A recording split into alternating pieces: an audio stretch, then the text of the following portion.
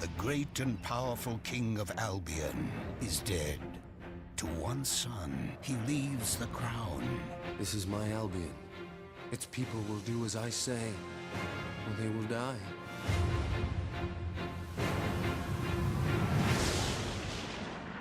To the other son, he leaves a life of adventure. Flawless! Who could resist you? One brother's tyranny leads to starvation and misery, Albion needs nothing less than a revolution. while from the other brother's choices, the quest to save Albion begins.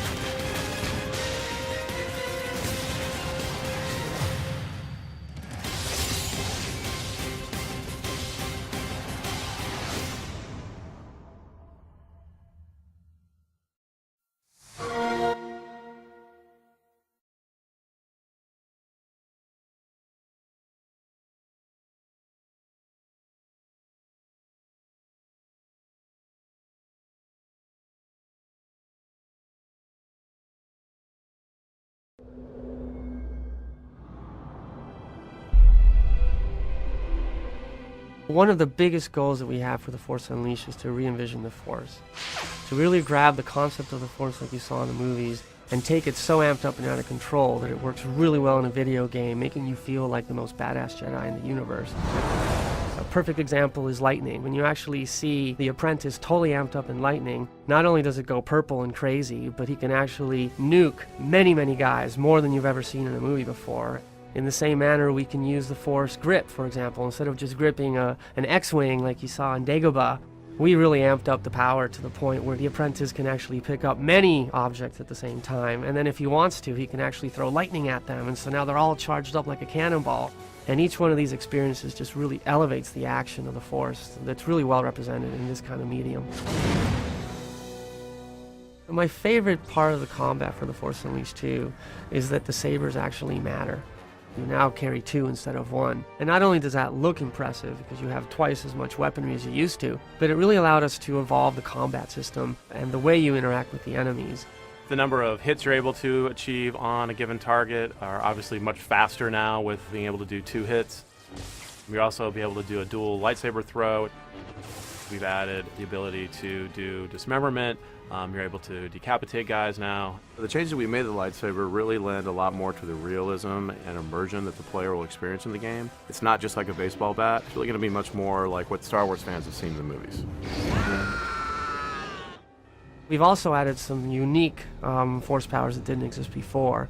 We have a brand new force power in the game, which is sort of an unleashed version of Jedi Mind Trick. We've sort of reimagined it for the Unleashed franchise. These aren't the droids you're looking for. These aren't the droids we're looking for. We took it to the next level. You basically get a trooper and you turn him into your ally, and what he'll do is he'll turn around to attack other troopers. They actually might get so confused that they'll try to commit suicide. I can't do this anymore! They go so crazy, you can actually have them go into a bunch of other troopers and explode, and they all just fly into the air because it's basically a bomb. So another way that we really expose the amped up, out of control force powers, the re-envisioning the Force, is with Force Fury. All of your powers go, if they were 10, now they're 100. For example, you can actually grab ATSTs and crush them into a ball and then use lightning against them and turn that into a cannonball that you can throw against other enemies. Or you can use another power we call Force Repulse. When you let it go, it literally disintegrates all the guys and turns them into vapor. With this Force Fury mode, they really give this new definition to what it feels to be unleashed in the game. Another feature that we really worked on to improve the interaction with the world is the combat system from a perspective of targeting. Our targeting system has been cleaned up so that as you play through it, the choices that you have to grip things or to target things or to throw things is much more accurate than it used to be. That, tied with a much more improved camera, really allows you to interact with the environments and with the enemy setups. We wanted to make sure that enemies that you fought mattered. We've specifically designed enemies not only to have very different visual characteristics, but also we've designed very specific units to have resistances to saber combat. We have units that have very specific resistances to force powers. As you progress and become more and more powerful, you will find more and more powerful enemies. For example, the Gorog, this big ape monster-type creature that you have to use very specific force powers in order to defeat. Another one to note is this big Titan spider, four-legged creature that very much attacks you in ways that are very different than the Gorog, so you have to use different force powers to defeat him. It's amazingly fun to actually grab the Force and play with it like it's never been done before.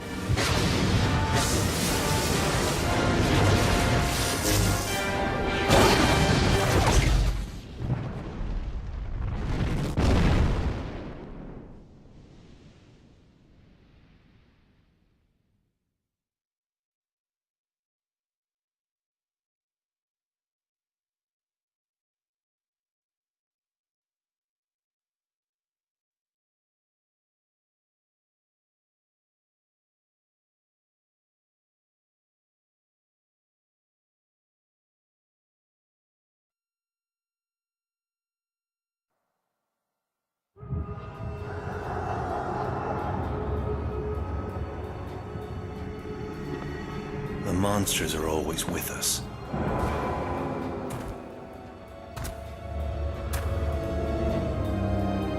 But there will always be heroes to fight them.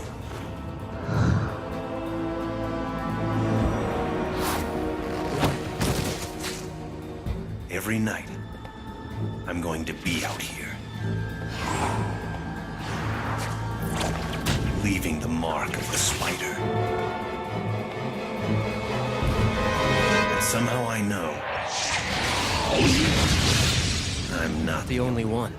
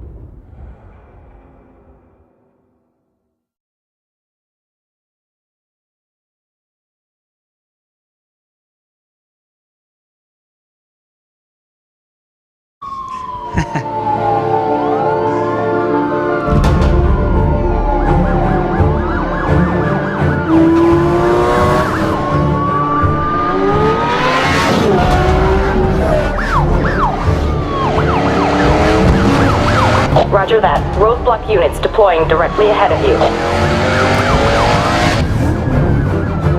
This is the police. Reduce your speed immediately. This is roadblock unit. Suspect flew right by us. Officer has engaged a suspect vehicle in hot pursuit. Confirmed. Pursuit engaged.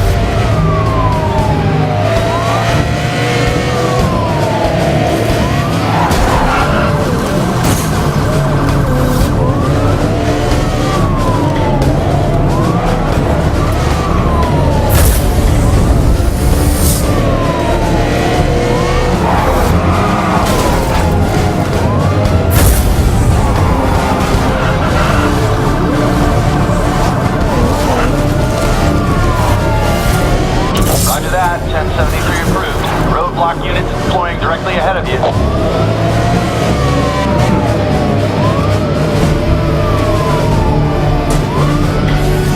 This is roadblock unit. Suspect involved in a TC on opposition. Repeat, suspect is TC.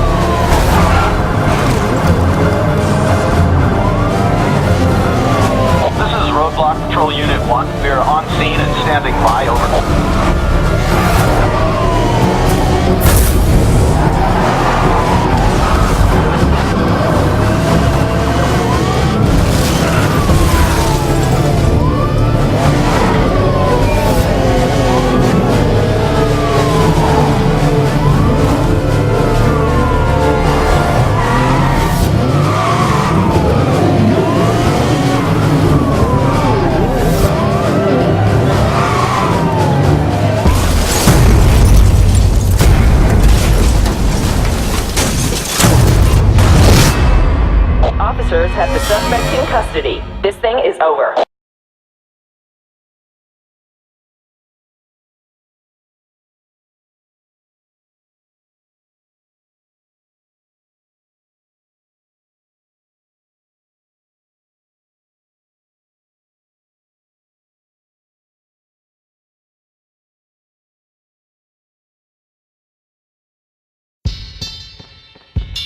It was the dawn of a new era of mankind.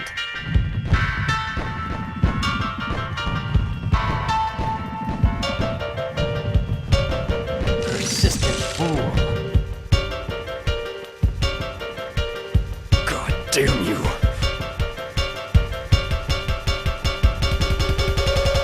This is your fight. Your destiny. You must be strong.